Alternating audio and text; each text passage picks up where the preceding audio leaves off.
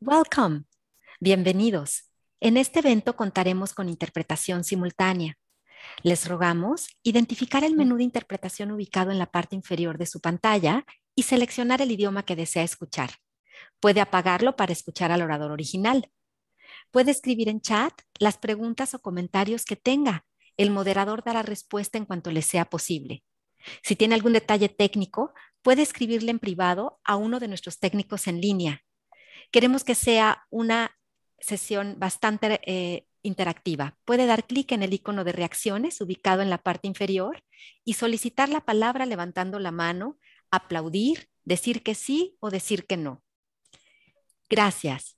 Welcome. In this event, we will have simultaneous interpretation. Please identify the icon located at the bottom of your screen and select the language of your preference. You can put it off to return to the original speaker. You can write questions or comments using the chat icon, and the moderator will read them when possible. If you have any technical issue, please send a private chat to one of our technicians online. You can interact using the reactions icon situated at the bottom of your screen, in which you can raise your hand, clap, say yes or no. Thank you. Alexa, the floor is yours.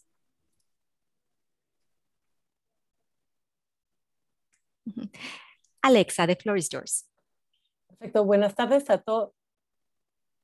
Perfecto, buenas tardes a todos y todas los que se han conectado a este tercer evento del Seminario de Periodismo Punto de Inflexión en la Amazonía, cómo cubrir los delitos ambientales, organizado por Mongabey Latam y el Global Landscape Forum. El primer día tuvimos un taller sobre mapas satelitales para cubrir delitos en la Amazonía, que estuvo súper interesante y útil por la cantidad de herramientas que pudimos aprender y conocer. Ayer tuvimos la conferencia sobre cómo agravó la pandemia la crisis en la Amazonía, y hoy estamos cerrando con esta tercera conferencia que se llama Delitos que cruzan fronteras, periodismo colaborativo para investigar la Amazonía. Les voy a presentar a nuestros expositores de hoy. Tenemos a Dora Montero, presidenta del Consejo de Redacción y una de las periodistas que lideró el proyecto Tierra de Resistentes. Dora es una periodista colombiana, socia fundadora y presidenta del Consejo de Redacción.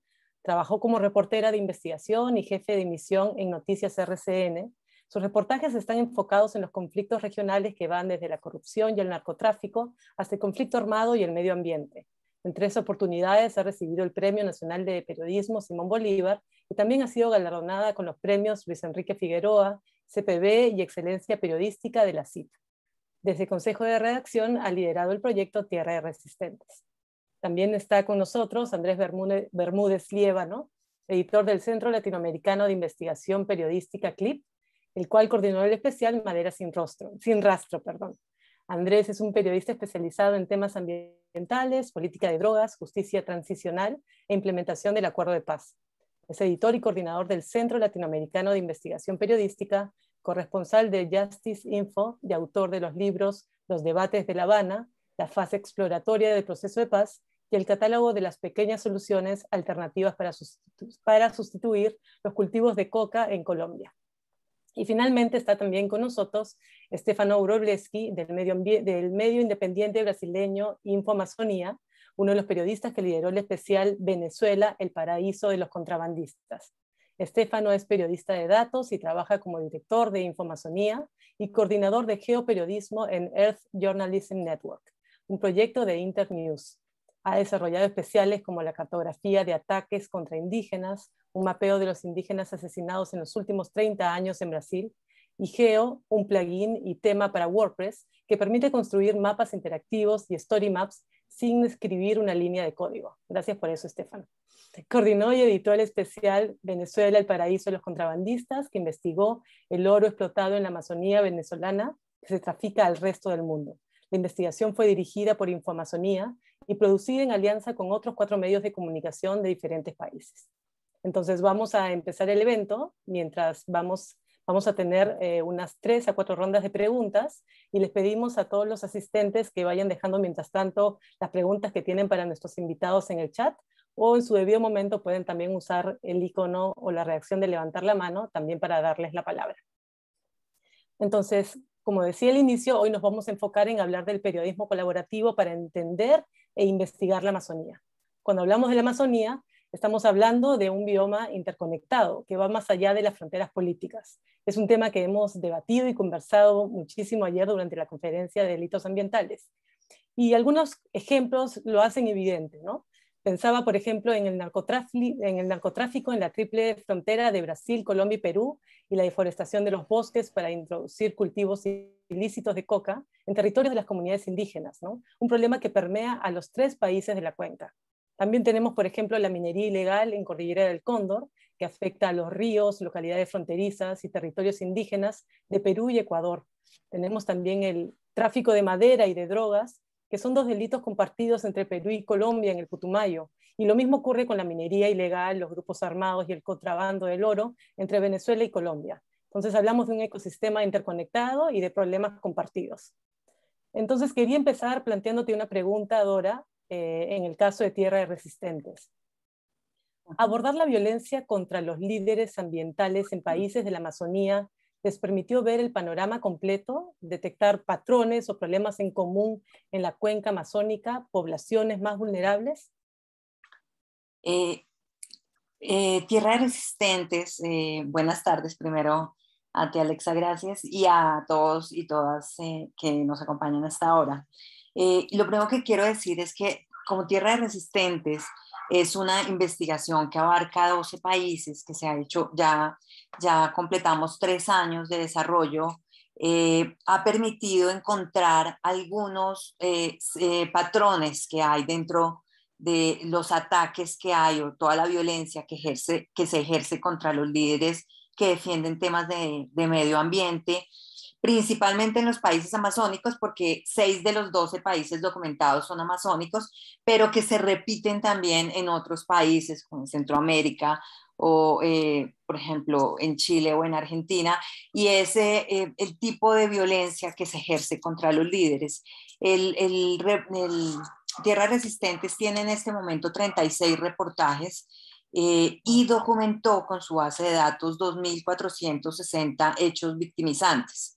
De esos 2.460 hechos, por ejemplo, se ha encontrado que las poblaciones más afectadas son las minorías étnicas y principalmente los grupos indígenas. Entonces, digamos que hay una cosa importante que quiero aclarar antes, y es que nosotros no pretendemos que la base de datos y la investigación de Tierra de Resistentes incluya absolutamente todos los ataques o las amenazas contra los líderes ambientales, pero sí incluye, pero sí esos 2.460 hechos están documentados uno a uno y están comprobados y confirmados periodísticamente.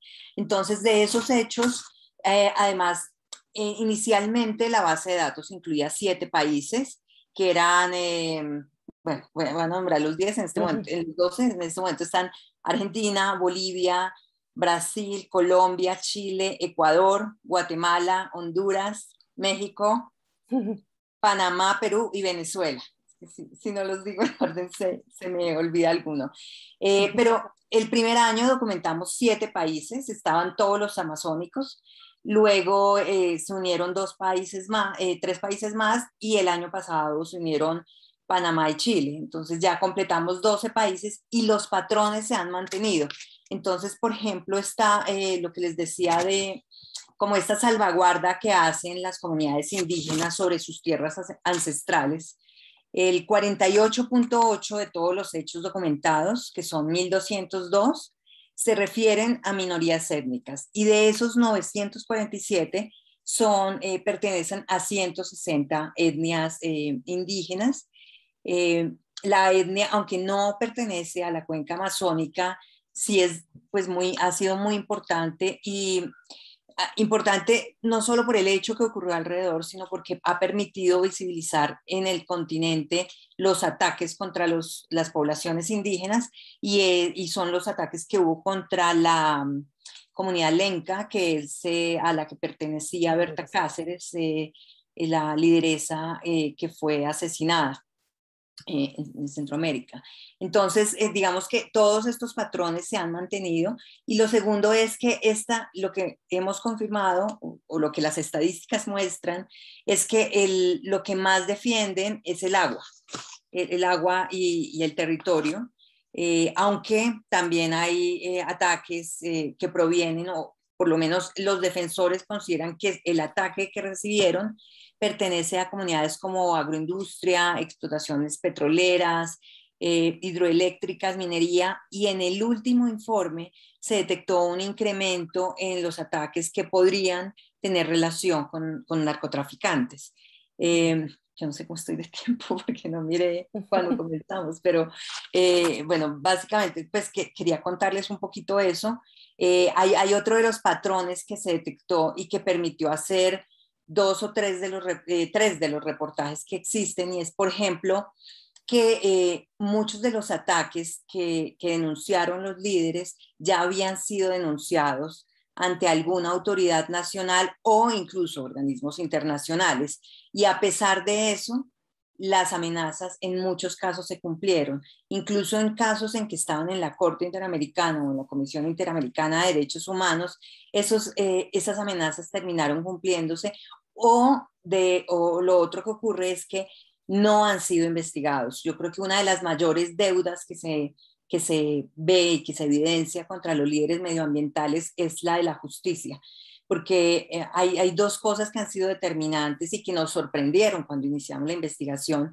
Y una es que muchos de los ataques físicos han cambiado por ataques judiciales. Entonces es más fácil acosar judicialmente, Claro, meter a la cárcel y llenar de demandas a los líderes para que se ocupen de defenderse o terminen en la cárcel, que atacarlos, con lo cual generan mucho ruido alrededor.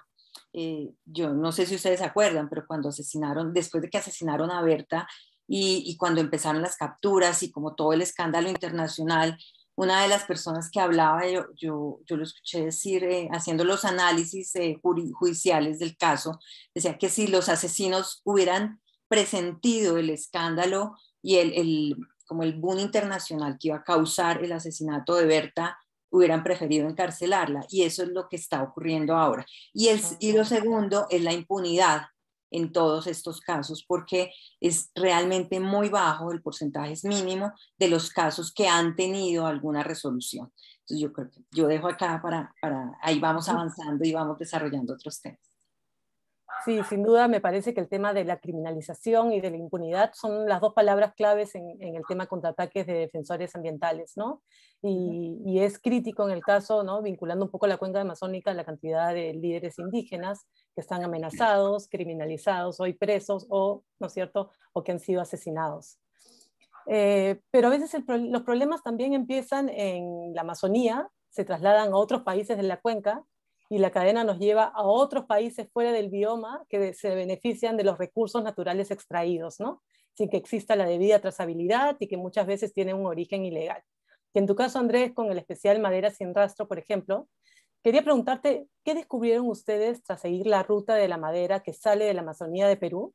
¿Y qué lograron revelar sobre aquellos actores que lucran a costa de este recurso sin poder probar el origen ilegal de la madera? Muchísimas gracias, Alexa, por la invitación y un saludo a todos y todas que nos están viendo. Bueno, Madera sin Rastro fue, primero hay que decirlo, pues fue una investigación en la que trabajamos periodistas de 6 medios y organizaciones distintas en 5 países, incluida Alexa, que está acá sentada con nosotros. Y Madera sin Rastro fue básicamente una investigación sobre la cadena de suministro de la madera en la Amazonía. Básicamente mirar, de lo que pudimos constatar es cómo sigue saliendo, digamos, madera de origen ilícito de las selvas de Sudamérica y surcando el globo.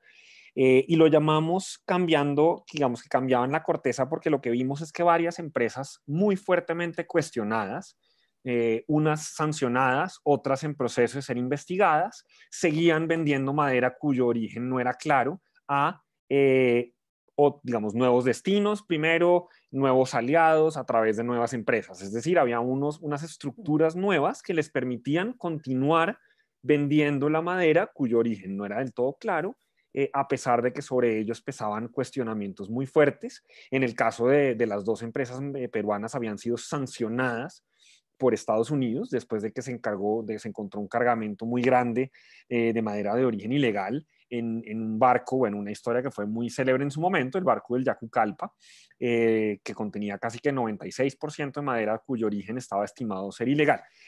Nosotros, ¿qué encontramos? Lo que fue más interesante fue que encontramos que estas compañías en efecto se habían reinventado, estaban logrando llevar madera a destinos que nosotros no nos imaginábamos. En este caso, sobre todo, encontramos a México y a República Dominicana, 2 países latinoamericanos, no en la cuenca amazónica, pero que empezaron a ser receptores de mucha de esta madera. Entonces, lo que hicimos con los socios, que algunos, digamos, estaban en los países de la cuenca amazónica, sobre todo Brasil y Perú, y los otros estaban más bien en los países que se habían convertido en punto de tránsito y destino de esta madera.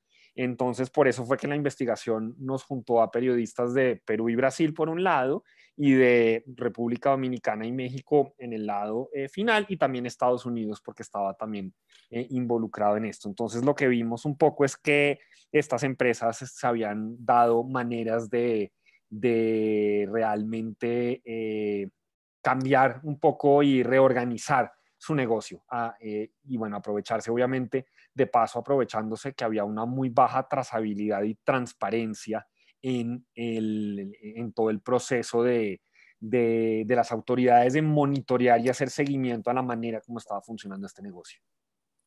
Sí, a mí me pareció, sí, en especial Madera sin Rastro, ¿no? El tema de fiscalización y control y de estas empresas bloqueadas en Estados Unidos y con antecedentes, y además comprándole a otras empresas con antecedentes en Brasil, ¿no? Entonces, y con tan poca fiscalización sobre finalmente cómo se saca esa madera de la Amazonía, ¿no?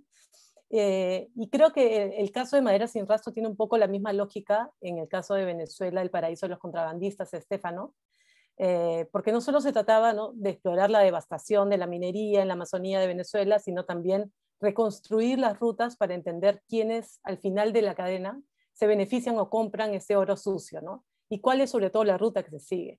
Entonces mi pregunta es, ¿qué descubrieron en su investigación y qué conexiones detectaron con otros países? Hola, gracias Alexa, gracias a todos por la invitación y es un gusto estar aquí con ustedes. Y bueno, lo que hicimos con este proyecto es como desnudamos mucho sobre el oro que sale de Venezuela y toma rutas distintas, entonces por Colombia y por las islas neerlandesas del Caribe para llegar a los Estados Unidos y Europa.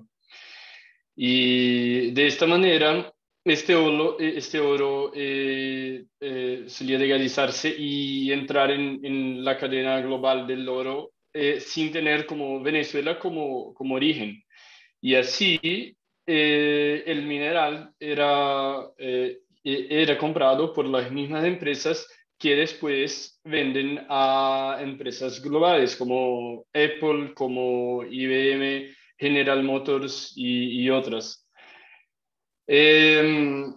Con esta investigación también descubrimos muchísimas informaciones sobre este proceso y cómo afecta al día a día de miles de venezolanos que, pues que es un proceso extremadamente violento con agentes del gobierno, del ejército, de bandas criminales que aprovechan las dificultades del pueblo para explotar violentamente a los muchos mineros artesanales. Y, y eso lo alcanzamos en alianza de 5 medios de 4 países.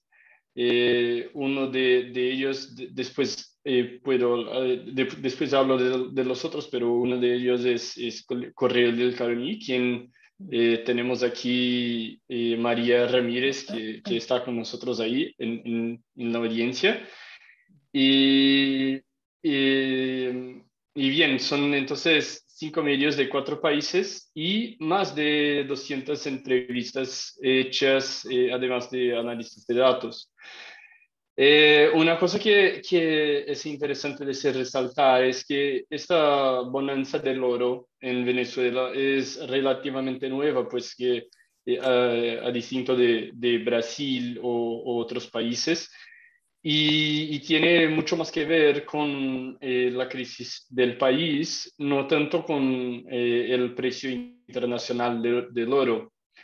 Entonces, ir a las minas es una oportunidad para las personas, para esos miles de venezolanos que he estado hablando, a responder a esta crisis. Entonces, pues que si no tienen empleo, no tienen comida, muchos encontraron la minería como una forma de, bueno, tener algo, ¿no? Para sobrevivir. Es súper triste. Y por eso que con la crisis, la cantidad, la mano de obra disponible creció enormemente.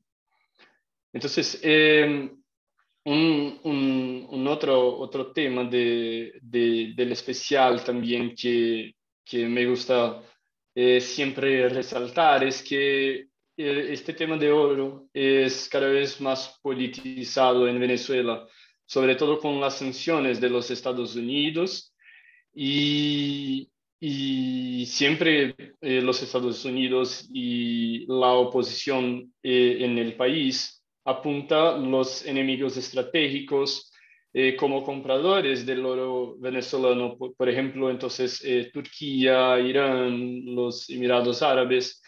Pero con esta investigación descubrimos que este oro sigue siendo legalizado con papeles de países vecinos de Venezuela y va a Europa y a los Estados Unidos. Entonces, con eso hemos podido también cambiar un poquito el debate alrededor del tema, ¿no? Sí, es eso, no sé, seguimos. Sí, no, hay algo que me llama la atención de todas las investigaciones, es la cantidad de trabajo que hay detrás, ¿no es cierto?, para lograr sacar cada uno de estos especiales, ¿no? Pensaba en las bases de datos, en las 200 entrevistas, el caso de Estefano, y además todo el trabajo de datos también que se hizo detrás de Madera Sin Rastro, ¿no? Entonces, sacar adelante estos proyectos creo que siempre es un reto, ¿no? Y hay obstáculos, hay dificultades, hay que coordinar con muchos periodistas a la vez y muchas de estas investigaciones, como han mencionado, incluyen un largo análisis de base de datos, conseguir estas bases oficiales, que a veces es súper complicado, y un trabajo de campo intenso para contar cada historia, ¿no? Además de ser trabajos que a veces toman meses y en algunos casos hasta un año, ¿no? O un poco más. Dora, en tu caso, digamos que ha habido varias entregas en tierra de resistentes. Me parece que hubo 2 retos, ¿no? El primero fue construir una base de datos con los casos de los 12 países, 6 de la cuenca, y además de cerciorarse de que cada uno de los casos que iba a la base estaba realmente cruzado y había un trabajo de fact-checking detrás, y también contar las historias a través del reporteo en campo. Entonces, ¿qué dificultades sortearon para cumplir con estas 2 tareas? y cómo fue el trabajo de campo también en las historias trabajadas en Amazonía, por ejemplo, en términos de accesibilidad y de seguridad, ¿no? Porque se estaba yendo a contar historias en zonas bastante complejas, ¿no?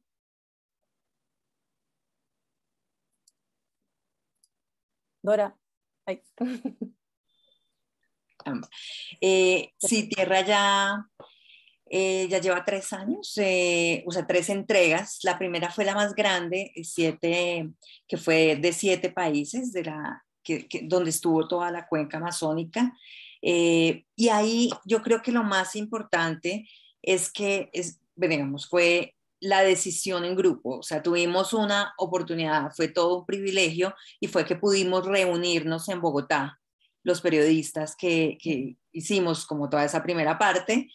Estuviste tú aquí, Alexa, en Bogotá, y Andrés, que aparte de haber hecho historia, también es el editor general de Tierras Resistentes. Verán ustedes que Todo está estamos... conectado, como Sí, la todo está Amazonía. conectado, porque no estaba Estefano, pero siempre estuvo en Amazonía también. Entonces, digamos que el hecho de poder habernos reunido, estuvimos 3 días juntos trabajando y definir entre todos, hacer acuerdos de definir qué era un líder, y cuáles eran las defensas que hacían y cómo íbamos a catalogar cada uno de esos casos, permitió realmente que la base de datos fuera, pues, digamos, lo robusta que es la base de datos. Y yo creo que alrededor de todo eso hay un trabajo de coordinación. Aquí, bueno, en este caso, el proyecto está coordinado por Consejo de Redacción, y yo creo que esa coordinación, sumado a ese trabajo, nosotros salimos de esa reunión que fue en noviembre de 2018 con el cronograma listo. Y fue un cronograma que se cumplió, digamos, por supuesto hubo algunos retrasos, algunas cosas, pero ese cronograma se cumplió completamente y se logró hacer un enlace como muy bien hecho entre toda la parte operativa, la parte editorial y el trabajo, que hizo que los datos, muchas de las historias las decidimos de hecho aquí en Bogotá, o sea, digamos, cada quien traía sus propuestas, y ahorita que podamos hablar un poco de algunas de esas historias, se van a dar cuenta cómo las escogimos y el por qué. Pero cuando ya se hizo el viaje al terreno, en casi todos los casos son sitios con accesos bien complicados, especialmente las historias de la cuenca amazónica, aunque por ejemplo tuvimos una historia de las que se lanzó ahorita en 2021, que en Panamá, que también pues era una isla, era dificilísimo llegar. Entonces, pero siempre, o sea, había como, también hicimos una coordinación en tema de seguridad, había un seguimiento constante desde la coordinación en Bogotá a los sitios, cómo van, si hubo acceso a las fuentes. Y yo creo que hay 2 puntos para resaltar. El uno, la planeación completa del viaje, y el segundo, la preproducción, o sea, el saber a qué se iba, permitió y ha permitido, yo creo que en eso yo creo que es muy importante ser o no ser un periodista con experiencia en terreno, y es que los líderes aceptaran hablar de sus temas, que aceptaran que las comunidades aceptaran recibir a los periodistas, contar su historia y dar la cara, porque Tierra de Resistentes además siempre muestra la cara de las víctimas, de los líderes que han sido amenazados.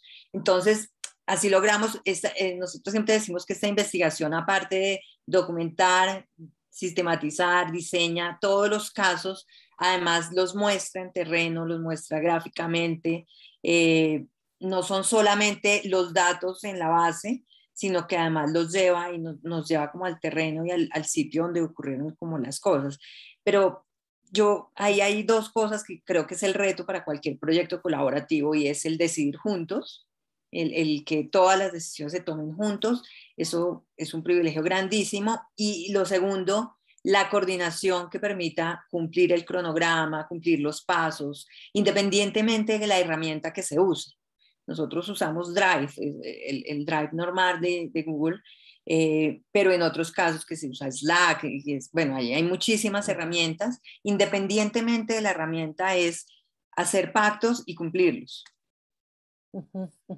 el tema de cumplir si me acuerdo que en tierra el cronograma efectivamente se cumplió y fue increíble por la cantidad de periodistas y gente trabajando en el proyecto, ¿no? Pero al final, pues, ha logrado salir. Además, creo que es uno de los pocos proyectos que ya lleva 3 años publicando constantemente, ¿no? Y eso me parece que tiene un valor súper importante para esa base de datos que siempre está como actualizándose, ¿no?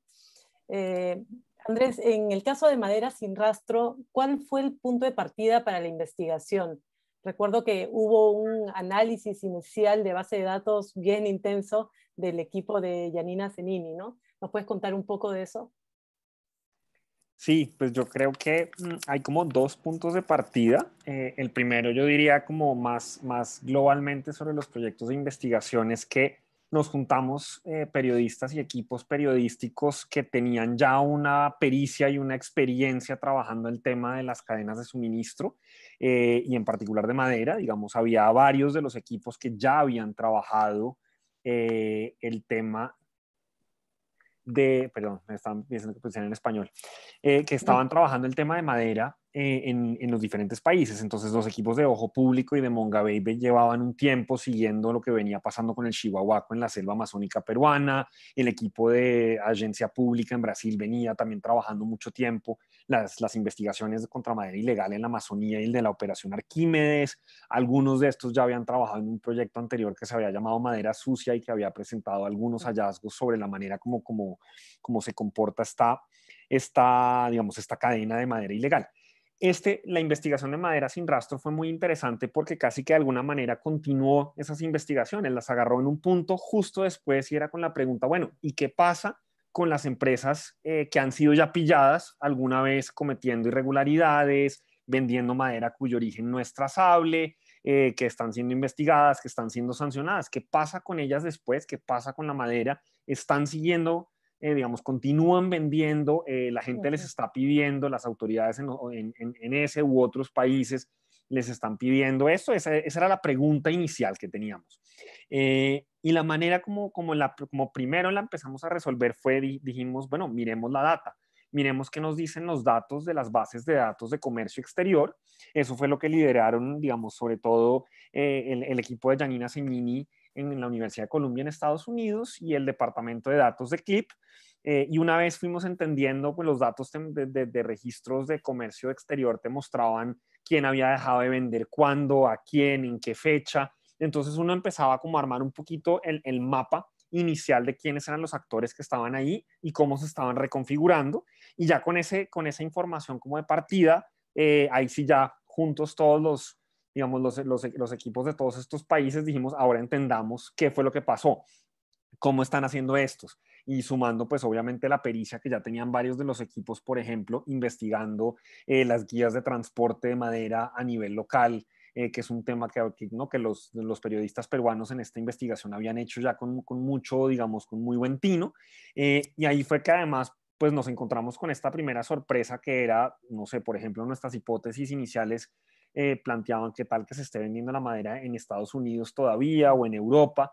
Y una de las sorpresas digamos, grandes fue, en realidad están vendiendo, parte de esta madera está terminando en México y en República Dominicana, que eran 2 países que no eran obvios, que no estaban, digamos, donde no estaba previsto que llegara ya la cadena, al menos de manera definitiva, y eso rápidamente significó que teníamos que buscar periodistas con experiencia en temas tanto ambientales como de comercio exterior en estos 2 países, y eso termina como de darle forma al grupo y ahí digamos que continuamos avanzando juntos, pero creo que son necesarios como esos 2 puntos de partida, la pregunta hipótesis que teníamos, pero por el otro lado también tener un grupo de gente que tiene una pericia especial en ese tema que estás investigando. Eso es clave, yo creo que en cualquier proyecto colaborativo. Perfecto.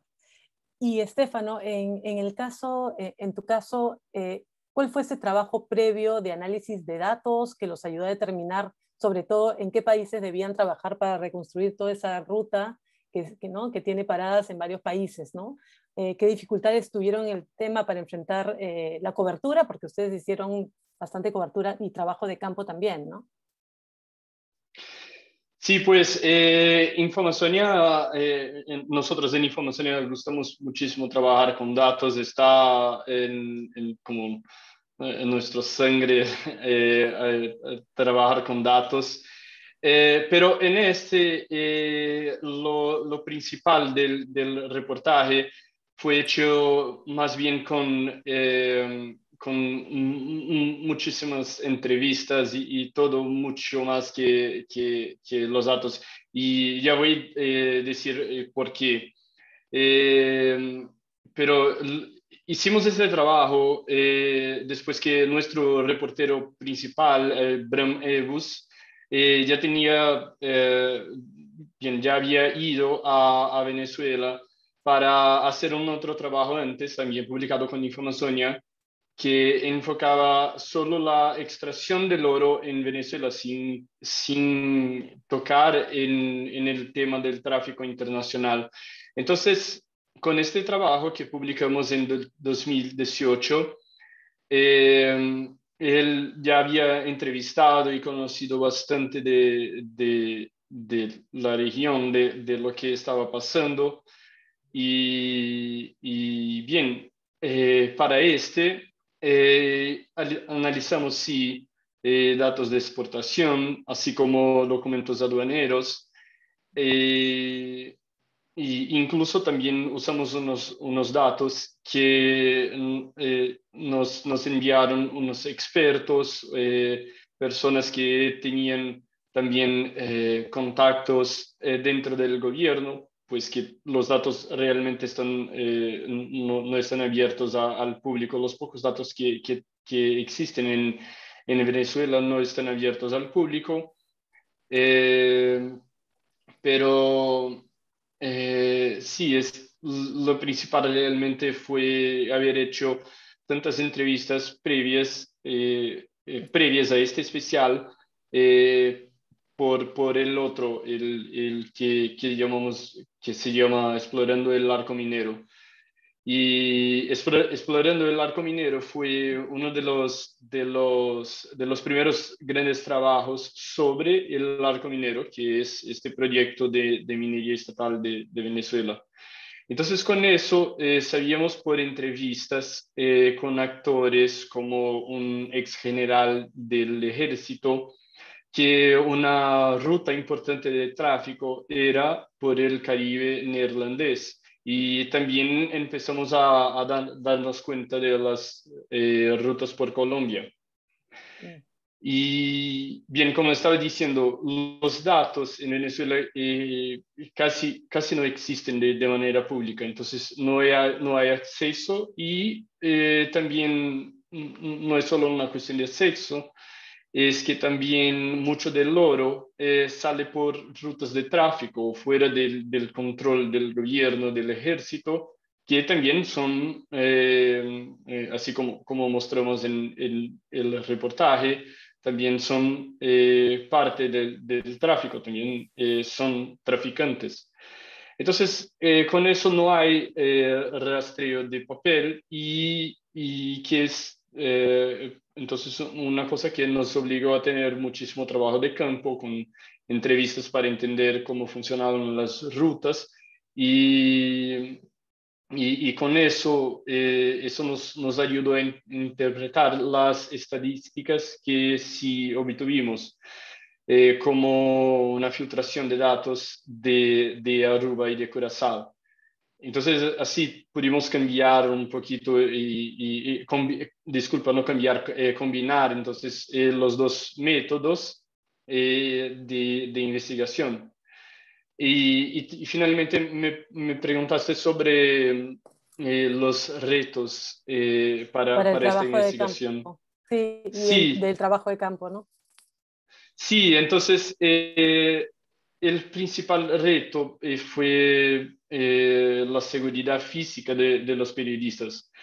En el primer especial, Bram había sido detenido por la Guardia Nacional y desapareciera por más de 12 horas, que, bueno, fue como horrible porque realmente perdimos contacto, pues que él estaba en una zona de minería y todo, y donde el teléfono no había señal.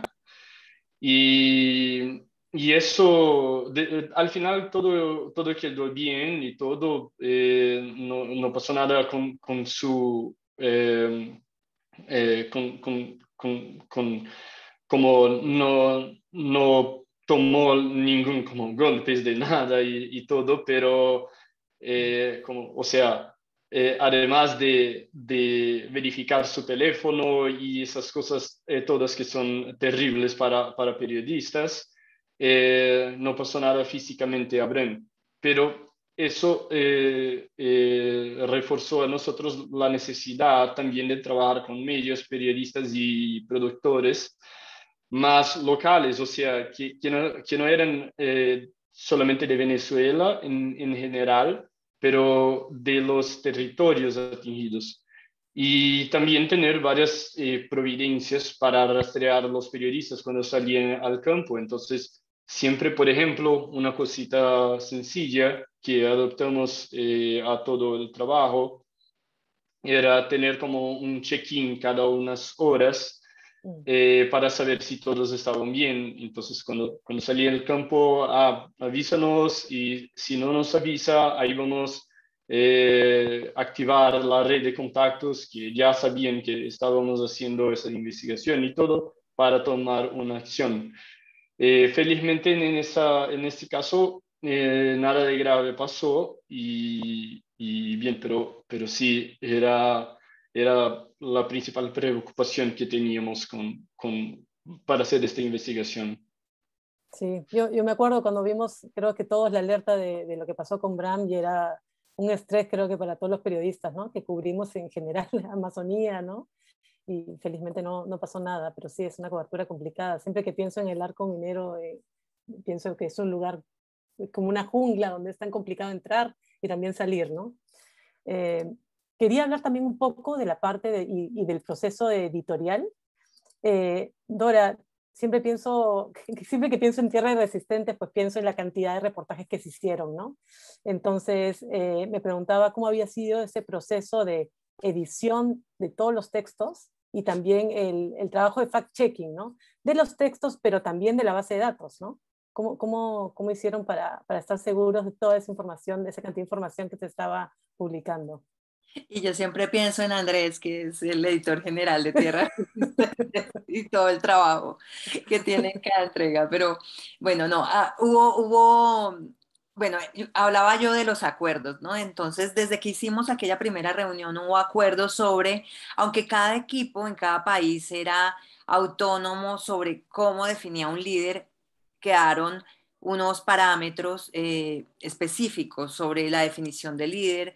ONU, Acuerdo de Escazú, qué íbamos a tomar y qué no de Global Witness. Entonces, digamos que esos acuerdos quedaron muy precisos. Entonces, digamos que no era tan complejo saber si no era un líder. Aún así, voy a hablar primero de la base de datos. La base de datos, nosotros lo que hicimos fue que hicimos una categoría que yo no sé, Alexa y Andrés me pueden ayudar, pero inicialmente creo que tenía más de 60 columnas, era una locura. Y ya, digamos, cuando se redujo y se convirtió en un formulario, pues realmente también tiene bastantes columnas y tiene muchas categorías, porque además hay categorías que solo corresponden a un país. Pero bueno, estaba ese formulario y unas categorías exclusivas que había que llenar. Entonces, y cada equipo era autónomo en la selección de los líderes, en la selección de los hechos de violencia, y era responsable del fact-checking sobre la base de datos.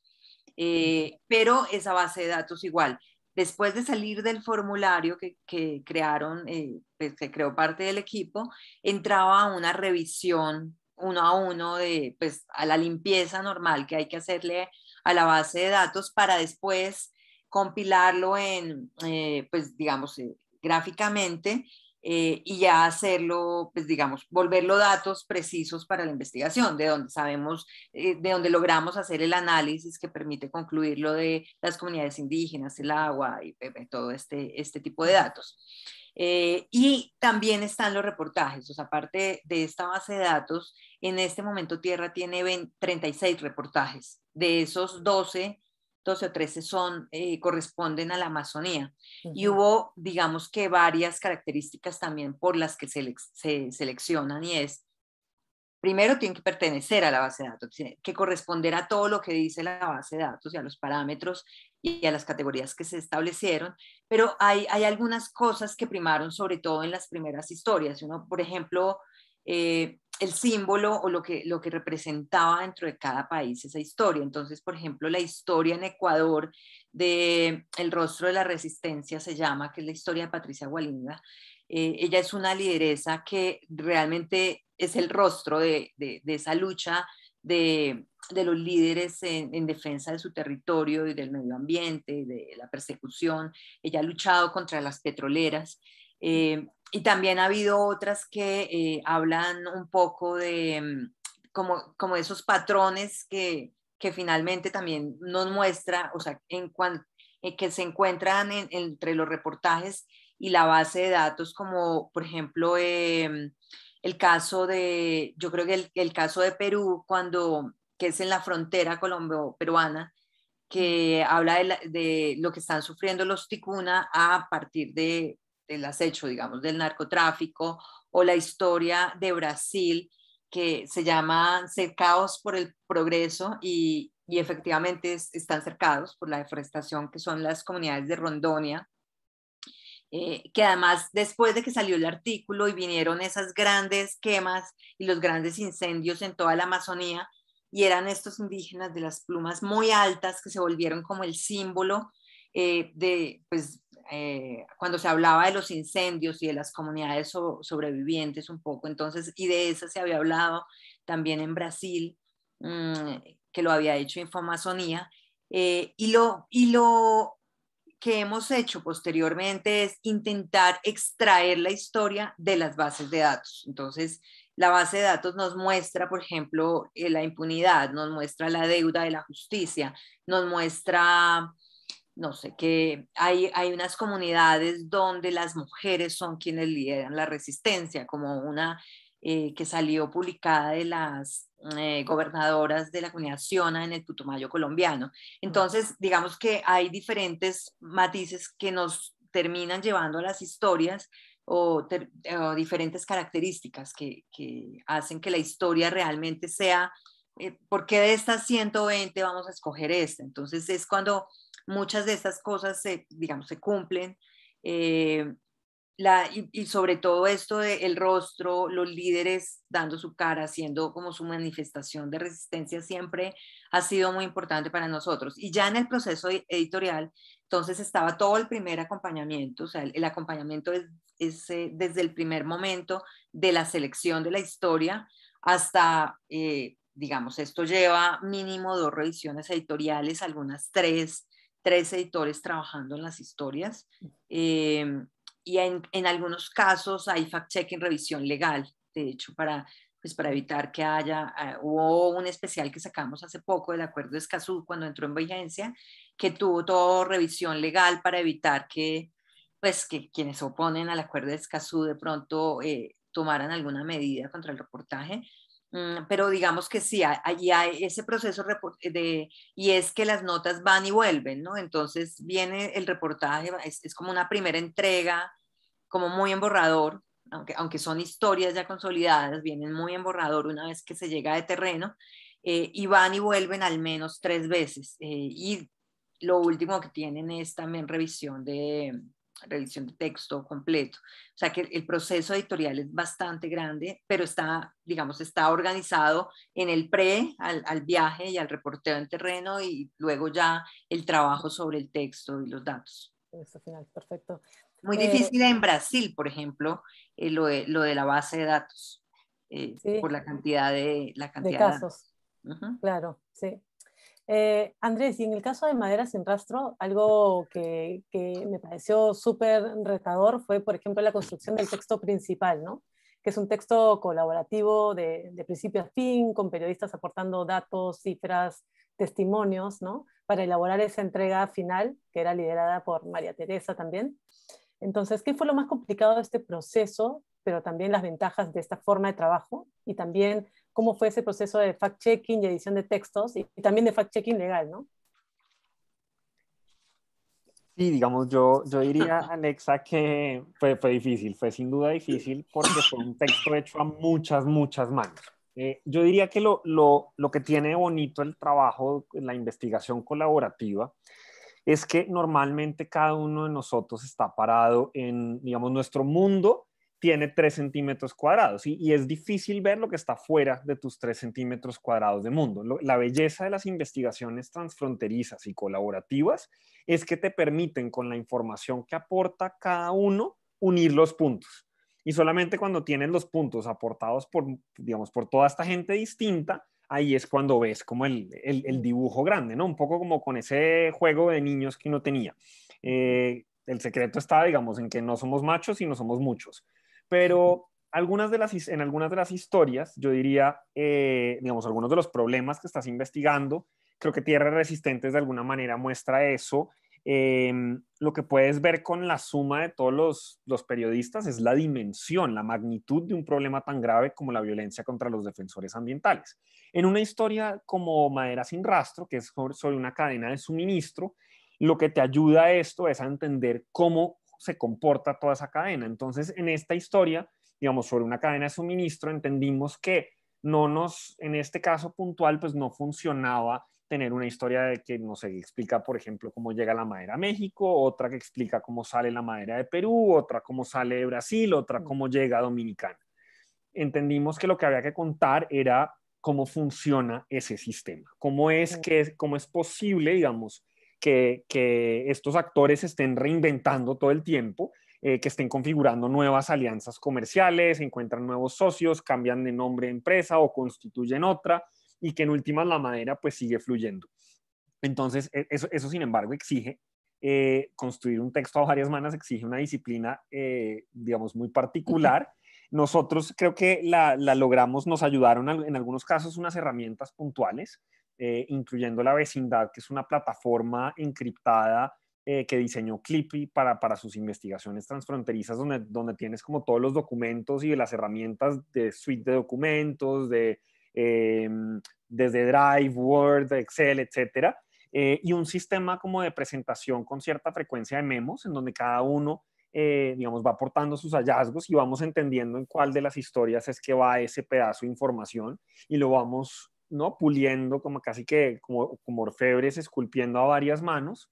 Y al final, pues el resultado fue este texto. Pero creemos que en este caso, la potencia del resultado de la investigación tenía que ser sumando los hallazgos o los datos individuales de cada uno de los periodistas y equipos, que sumados te daban como, te contaban esta historia de cómo se están reinventando estas redes de madereros. Entonces, creo que cada investigación te lo plantea de manera distinta, pero en algunas ese esfuerzo vale la pena. Contar la historia a varias manos no es fácil, pero puede tener un resultado muy potente. Y la parte del fact-checking o fact-checking legal también, Andrés. Entonces también ahí tuvimos apoyo, sí, digamos, fact-checking, bueno, evidentemente fue un fact-checking dispendioso que incluyó consultas en múltiples países, volver a procesar todos los datos, que otra gente los revisara. Usamos 2 bases de datos comerciales distintas, una era Panjiva, otra era Veritrade, porque no necesariamente los datos que capturan estas bases de datos son uno los mismos o dos están completos, además los rebotamos en la medida posible con los datos de las autoridades tributarias o de exportaciones, que en algunos casos también eran o no completos, o como que sumamos todos estos elementos de información para tratar de amarrar eso. Y bueno, contamos, claro, con un equipo digamos, que nos ayudó a revisar legalmente el texto, y no solo el revisión legal, también tuvimos expertos en comercio exterior que nos ayudaron revisando esto, porque cosas que para nosotros en la vida normal, digamos, son ilógicas, como que un barco vaya primero de Brasil a Dominicana, de ahí baje a Colombia y luego vaya a Florida. Eso a uno le parece que no tiene sentido, pero una persona en el mundo del comercio exterior te explica por qué tiene sentido eso, o por qué hacen transbordos de containers 3 veces a lo largo de un mismo viaje. Entonces creo que sí requerimos como buscar esas voces expertas que nos dijeran, vea, esto funciona así y esto tiene sentido en lo que ustedes tienen, esto no tanto, revisen esto. Perfecto. Y Estefano, en tu caso, en el especial que participaste, ¿cómo funcionó esa colaboración entre periodistas para reconstruir la ruta, ¿no? qué elementos iban aportando, porque me imagino que el que empezaba en la primera parte de la ruta, no sé, la minería en la zona de minería ilegal, debió aportarle datos al que estaba reconstruyendo la historia del contrabando y luego a quienes hacían ese pase de contrabando a llegar a los otros lugares donde se vendía el oro. ¿Cómo fue esa colaboración entre todos los periodistas para armar cada una de las entregas, ¿no? Porque en la página es casi como un viaje de un tema a otro hasta reconstruir toda la ruta, ¿no?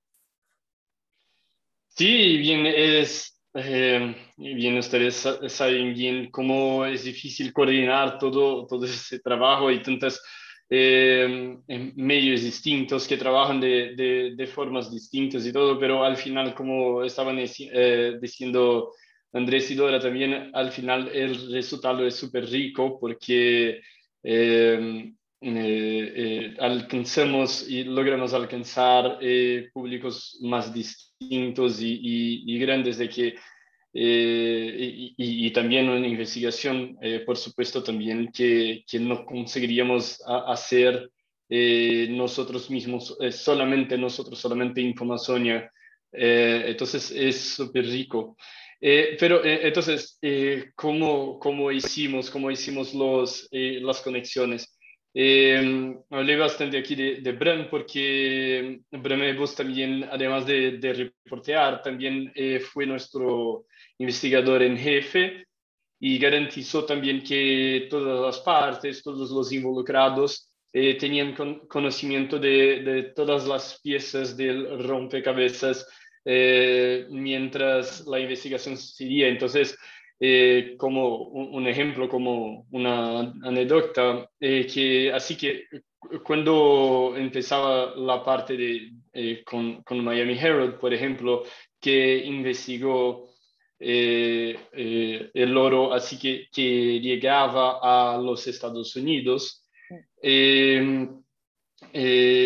Bram había les pasado todo lo que se había descubierto en Venezuela y así ellos, los reporteros de Miami Herald, pudieron pasar otras informaciones después, cuando entonces tenían algo de Venezuela, porque ya habíamos empezado hacía varios meses a hacer el trabajo de campo en Venezuela.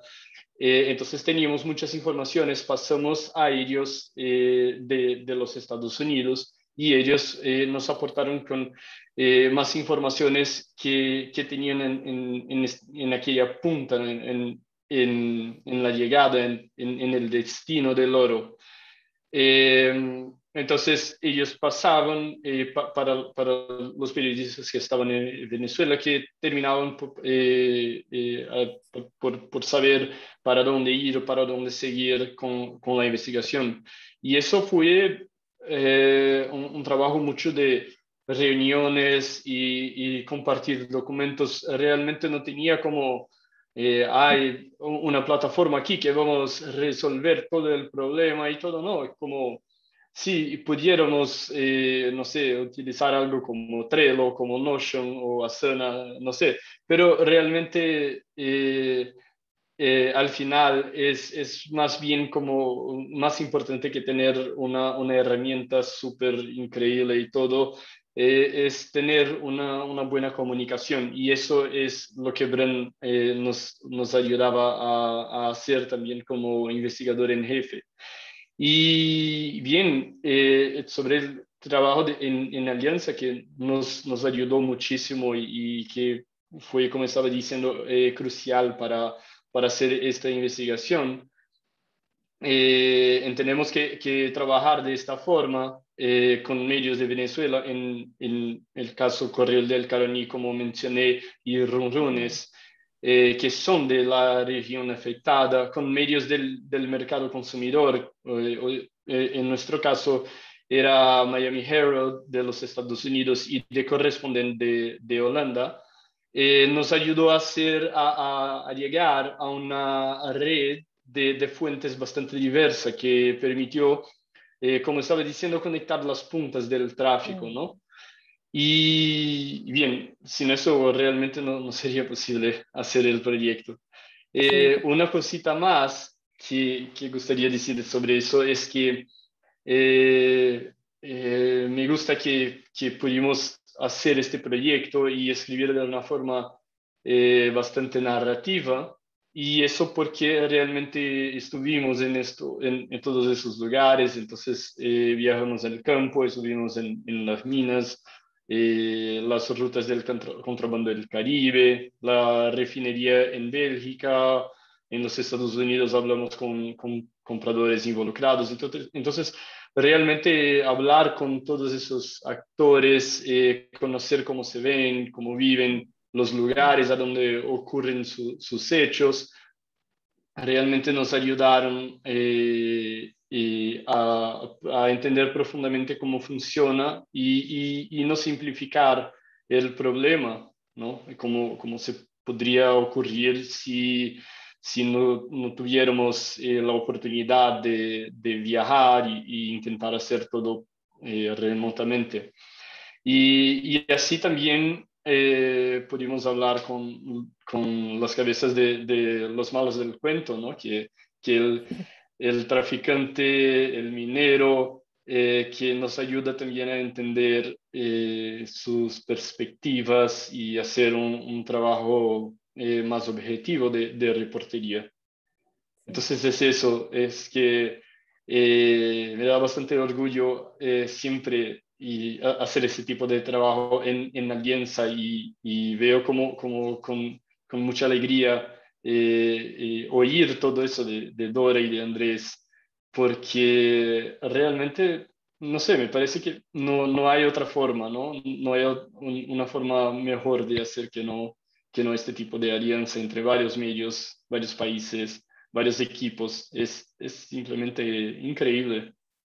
Sí, y yo creo que lo importante también es en esas historias es que darte cuenta de que el tema realmente demanda de trabajar con otros periodistas y otros medios para realmente contar la historia completa, ¿no? No simplemente como vamos a trabajar todos juntos para hacer periodismo entre varios medios, sino porque el tema de fondo y la hipótesis demandan, ¿no es cierto eso? Y es algo que creo que se ve en los tres proyectos, ¿no? Yo tengo más preguntas, pero ya hay algunas preguntas de los asistentes, entonces les voy a empezar a hacer algunas. Aquí hay una pregunta para Dora. Dice, en muchos países de América Latina no hay organizaciones que documenten directamente los ataques a defensores ambientales, sino que estos líderes están incluidos en categorías como defensores de derechos humanos. ¿Cómo hicieron para sortear esta dificultad y poder ubicar realmente los casos relacionados con medio ambiente? Bueno, lo primero es que es cierto, los datos sobre líderes que defienden medio ambiente están disueltos completamente sobre el tema de derechos humanos. Y yo creo que lo primero fue, bueno, el día que llegamos a los acuerdos sobre la base de datos, lo primero que dijimos es cómo vamos a definir el líder y ahí, digamos, no es un líder de derechos humanos, tiene que estar explícito eh, lo que defiende, el tesoro que defiende, pero adicionalmente a eso, que todos, la definición del líder medioambiental que da el acuerdo de Escazú y que tiene definida la ONU también, nos permitieron dar parámetros fijos. Ahora, ¿cómo llegar a esa información sin ahogarnos en ese mar de datos sobre líderes que defienden derechos humanos? Entonces tomamos varias bases. En cada país se hace el trabajo un poco diferente. Digamos, nuestro primer rasero es Global Witness, que desde hace unos años hace la relación de líderes atacados, pues, de asesinato a líderes por temas medioambientales. Entonces de ahí, digamos que ese es un punto de partida, pero pues les puedo hablar de Colombia, que lo tengo muy claro, y es, luego cruzamos esto con Somos Defensores, también hace como uno de los informes más completos sobre líderes de defensa, líderes que defienden derechos humanos en el país, sobre los ataques, la Defensoría del Pueblo, la Procuraduría y algunas organizaciones civiles, pero terminan siendo muchas bases de datos, o sea, realmente, y después, o sea, se convierte en una base de datos muy grande y por eso es que el chequeo dato a dato es tan importante. Porque ya cuando llamamos a la zona o cuando hablamos con el líder o documentamos con el investigador que estuvo tras el caso, él nos puede definir exactamente si lo que se defendía sí era un tema de medio ambiente y no de derechos humanos. Pero yo creo que en la dificultad realmente está ahí. Esta pregunta la hizo Antonio. Yo creo que él ha sufrido bastante esto, y yo tengo que decir que estamos muy orgullosos de esa base de datos. Realmente es la primera base de datos que compila datos, como los ataques contra defensores de medio ambiente de forma tan completa, y pues ya, digamos, al punto que hay un par de organizaciones de Europa y Asia que están como copiando un poco o tomando algunas cosas de cómo hicimos la base de datos para hacerlo. Esto lo están haciendo desde México, de hecho, pues por cómo está hecho un poco el modelo de recolección. Hay una pregunta aquí también que pueden responderle Andrés y Estefano, y es sobre la explicación de rutas de contrabando de madera y minerales. ¿Son rutas que se comparten con delitos de narcotráfico y donde probablemente operan los mismos actores criminales?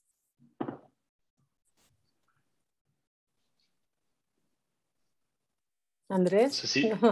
¿Quieres empezar, Andrés? Dale, Estefano. Ok, entonces, disculpo, puede solamente, ya encontré. Disculpa que, bueno, esto de español y todo, a veces es un poquito difícil. Pero sí, si las rutas que se comparten con delitos de narcotráfico son probablemente los mismos actores criminales. En nuestro caso, sí, eso realmente pasó. Saben que el tráfico de oro en Venezuela, una parte, bueno, había dicho que había actores del gobierno, del ejército y también bandas criminales.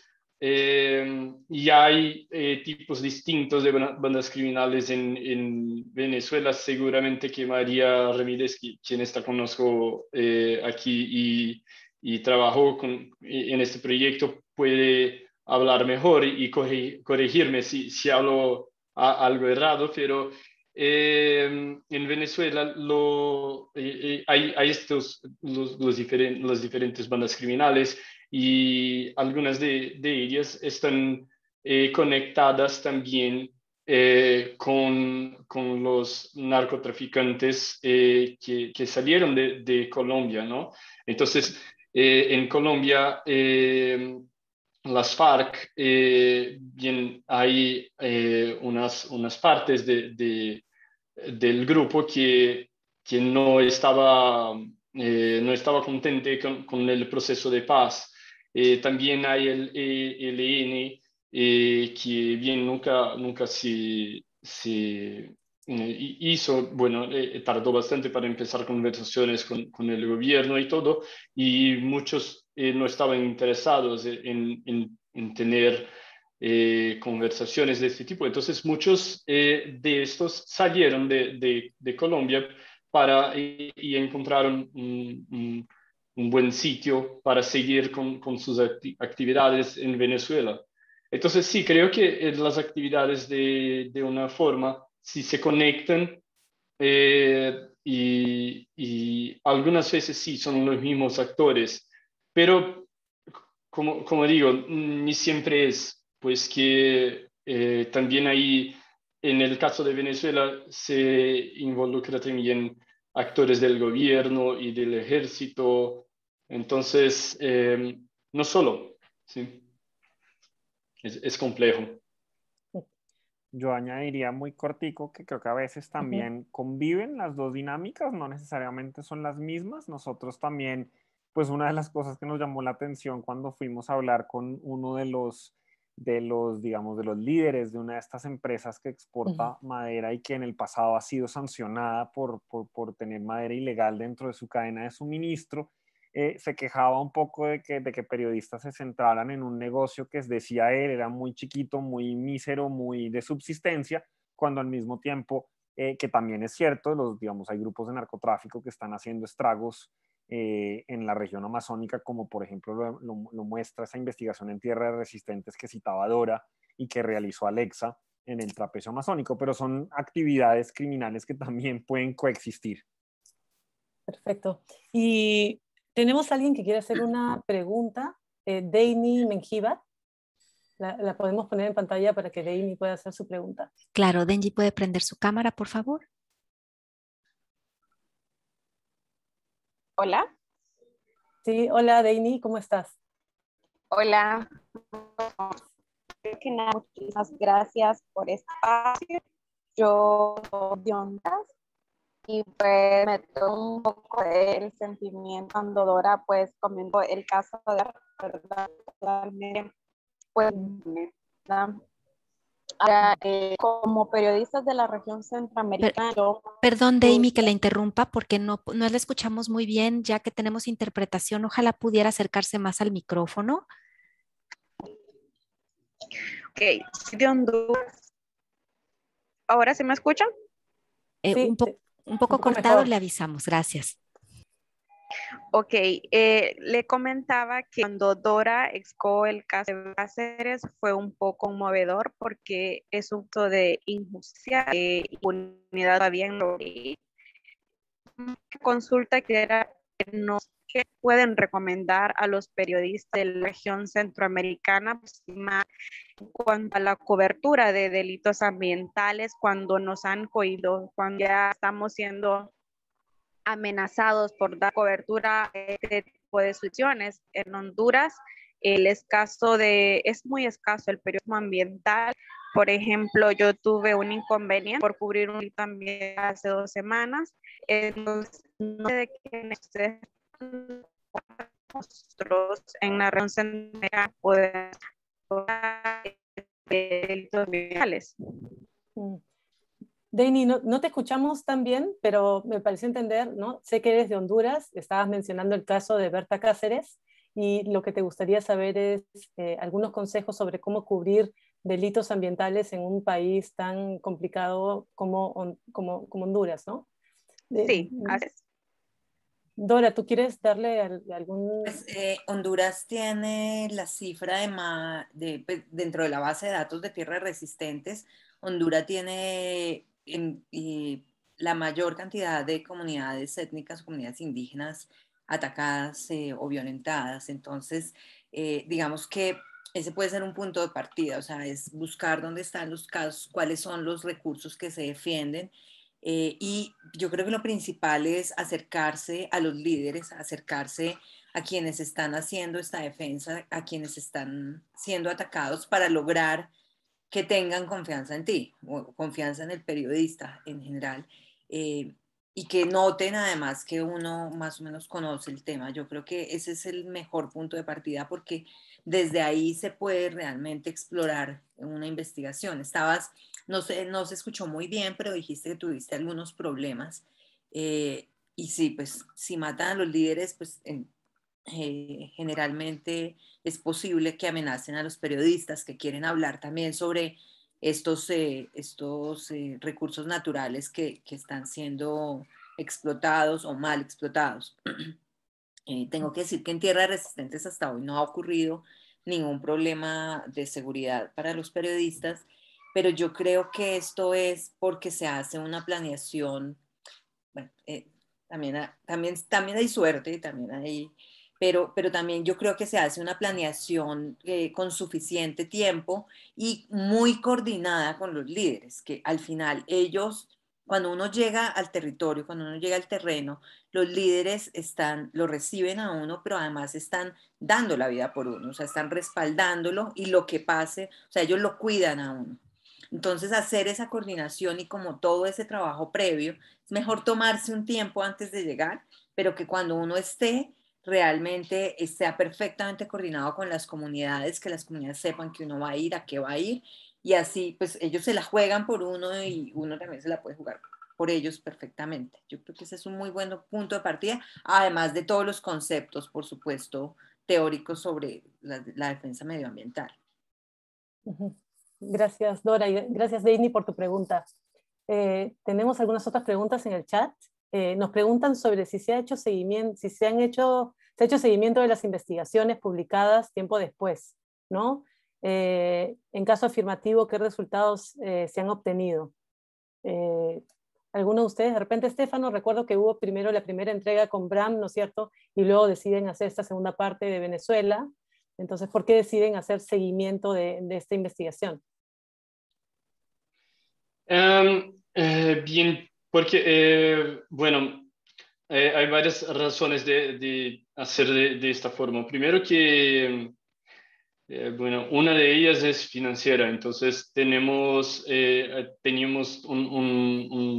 un presupuesto limitado para hacer por la primera vez, pero una vez que logramos tener resultados importantes y mostrar cómo el trabajo era necesario y que se tenía que investigarle, pudimos como tener algo para convencer otros financiadores a seguir con la investigación.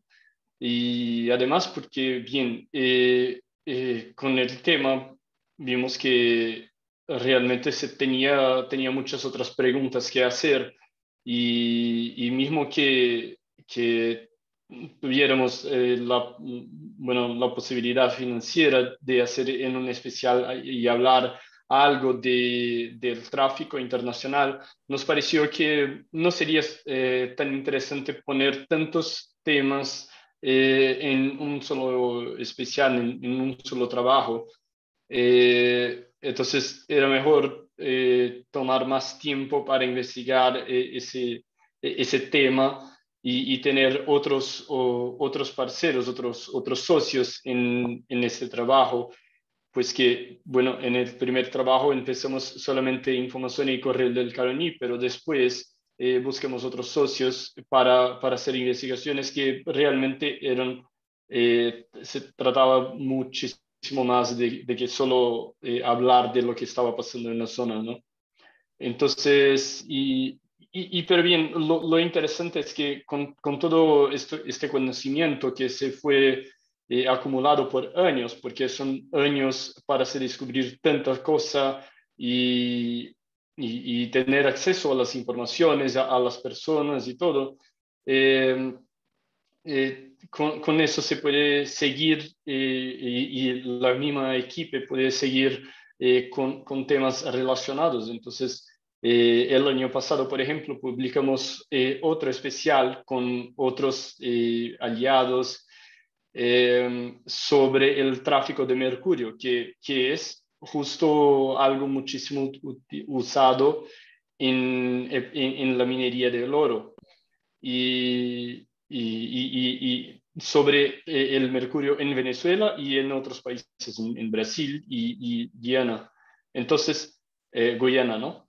Entonces, sí, creo que es más bien como el conocimiento que se va adquiriendo, las fuentes que se va acercando y también las cuestiones financieras y de tiempo para hacer todo el trabajo.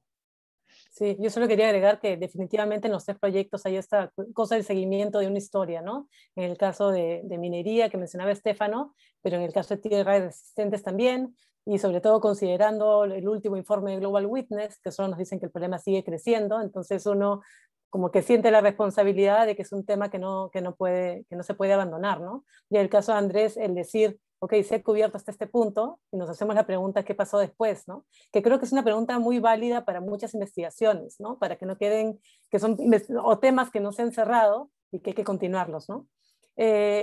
Acá hay una pregunta que creo que podrías responderla tú, Andrés, y nos preguntan cómo blindar nuestras historias frente a grupos tan grandes y poderosos, ¿no? Y pensaba, Madera Sin Rastro desde el inicio, cuando se planteó era básicamente entrevistar, era trabajar sobre 2 empresas grandes, ¿no? Entonces, ¿cómo blindar nuestras historias? Nos pregunta Lida Durango.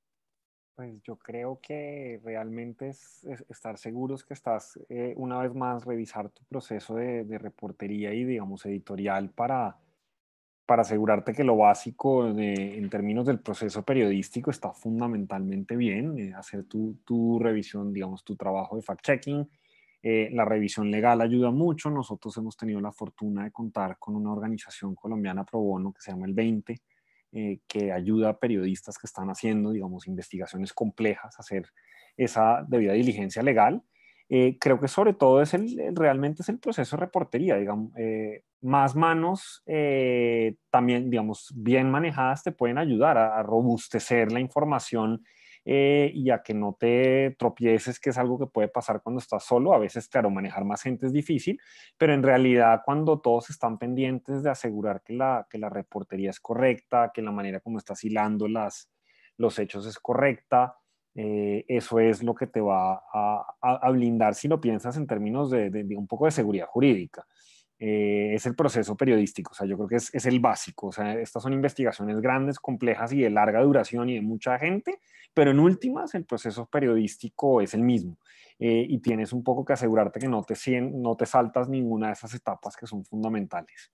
Hay adicionalmente, iba a decir, en todo caso, organizaciones expertas con las que valdría la pena hablar en temas que son sumamente complejos. Hay organizaciones que trabajan temas como, por ejemplo, tráfico de fauna, hay organizaciones que trabajan en temas como cadenas de suministro o en deforestación. Digamos, uno puede pensar en algunas de estas o expertos individuales u organizaciones que tienen una experiencia, una pericia, y digamos, que no hacen activismo, sino que simplemente velan por el rigor de la información, que también te pueden ayudar a corroborar que tu información es correcta. Muchas gracias, Andrés. Y tenemos una última pregunta que es para Estefano.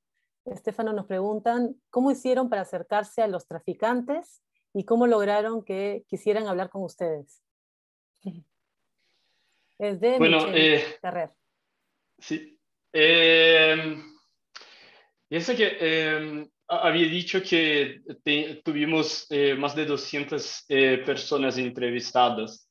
Entonces, si tenemos este gran número de entrevistas, es evidente que muchas de las entrevistas no entraron en el especial de esta forma. Muchas veces es más bien para corroborar las informaciones y bien. Pero muchísimo más personas fueron contactadas por nuestros reporteros. Entonces, me parece que es como jugar como una red de pesca, ¿no? Que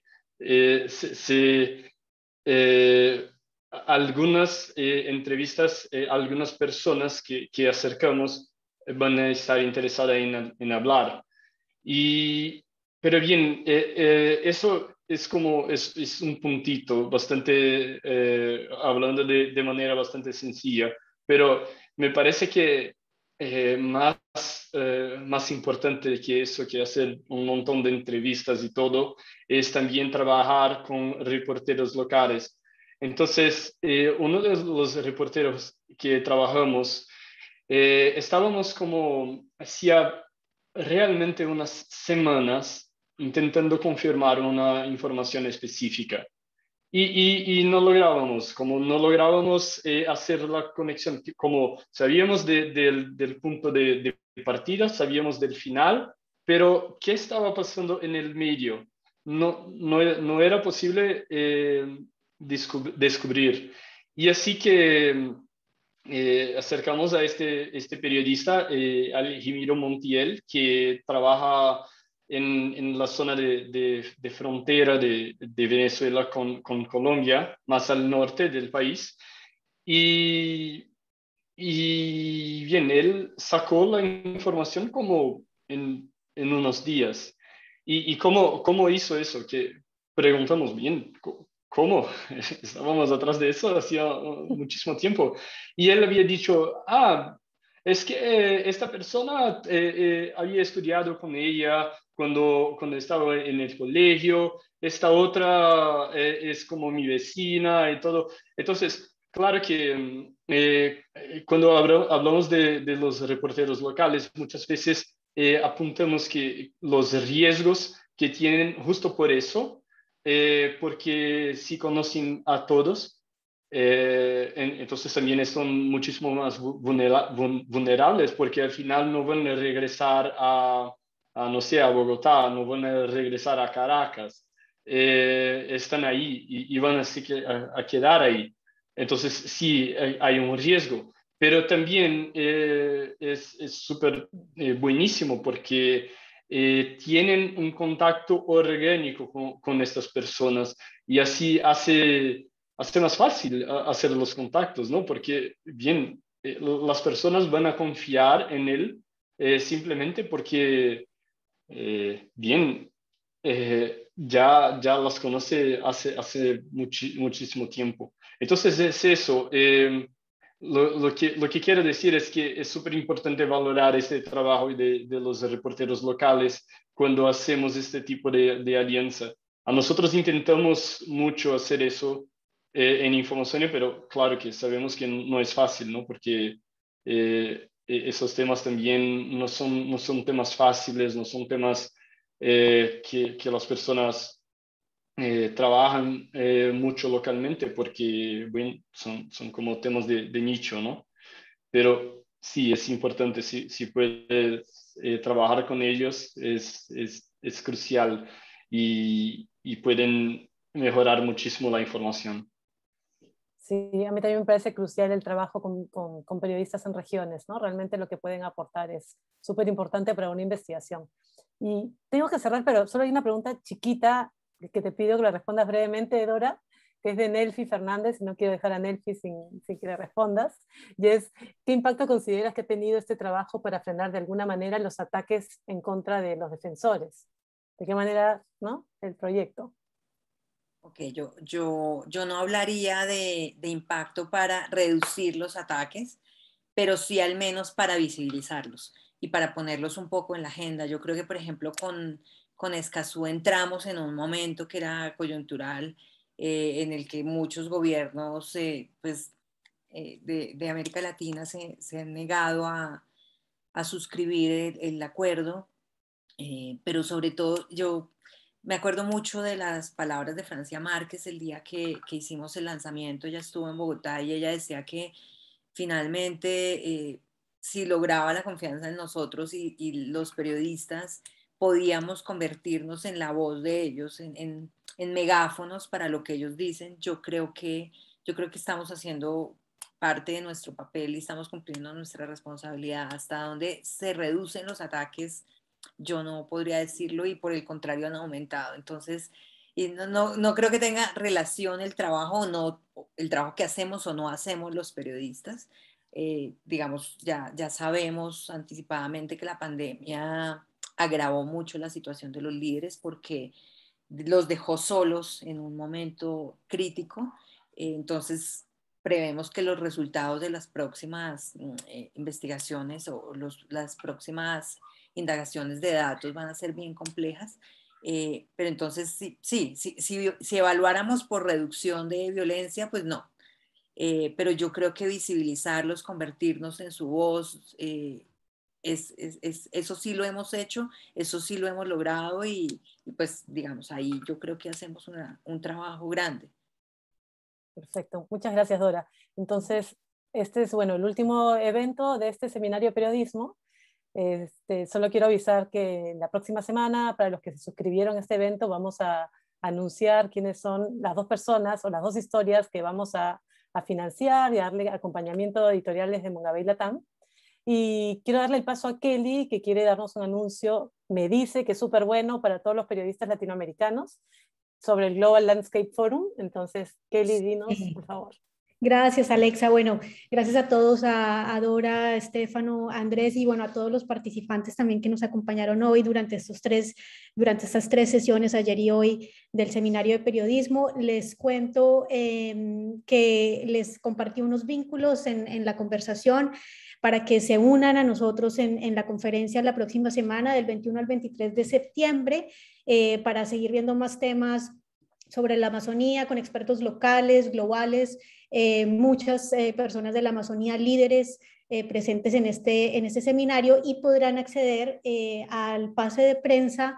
Se los tenemos disponibles en la sala de prensa. Les compartí el vínculo en la ventana de conversación, como les comenté hace un momento. Y también recuerden todos que esta conferencia digital GLF Amazonía de 3 días es gratis para todos los residentes en América Latina y el Caribe, y por supuesto también tenemos entradas, boletas disponibles para personas de cualquier región del mundo. Como decía Alexa, pronto les estaremos contando cuáles son las 2 historias elegidas que van a desarrollar junto con Mongabay, que serán financiadas también por Mongabay. Y también les compartiremos la grabación de estas 3 sesiones. Entonces, pues los invitamos a seguir unidos con nosotros la próxima semana en DLF Amazonía. Muchas gracias a Alexa, María Isabel y a todos. Nos vemos la próxima semana. Listo. Muchas gracias, Dora, a Estefano y a Andrés por el tiempo. 1h30. Gracias por su tiempo de estar full. Un gusto conversar con ustedes siempre. Chao. Gracias, Kelly. Gracias. Muchas gracias a todos. Un gusto. Muchas gracias. It was a pleasure. Gracias.